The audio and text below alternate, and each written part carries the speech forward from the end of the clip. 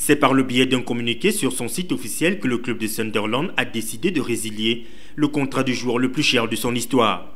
Après un bras de fer qui aura duré tout l'été, le contrat de milieu de terrain gabonais courait jusqu'en 2021.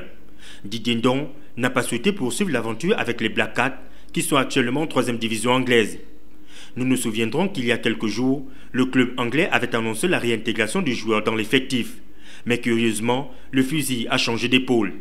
Que se passe-t-il réellement entre le joueur et son club de Sunderland, s'interrogent de nombreux Gabonais pointus sur la question.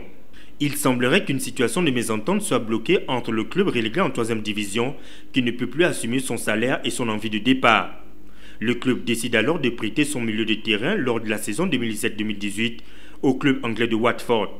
De ce côté, l'international gabonais habitué aux sanctions disciplinaires à Sunderland récidive à Watford. Arraché à prix d'or en 2016 à Lorient par Sunderland, Didier Ndong est malheureusement victime de sa propre réputation. Âgé de 24 ans, il se retrouve libre de tout contrat et peut s'engager avec le club de son choix.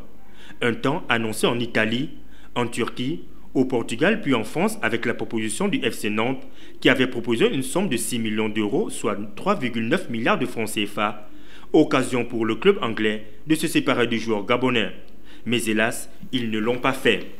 En revanche, les dirigeants de Sunderland ont indiqué qu'ils se réservaient le droit de poursuivre le joueur et tout club auquel il pourrait s'engager en relation avec la compensation et la valeur du joueur.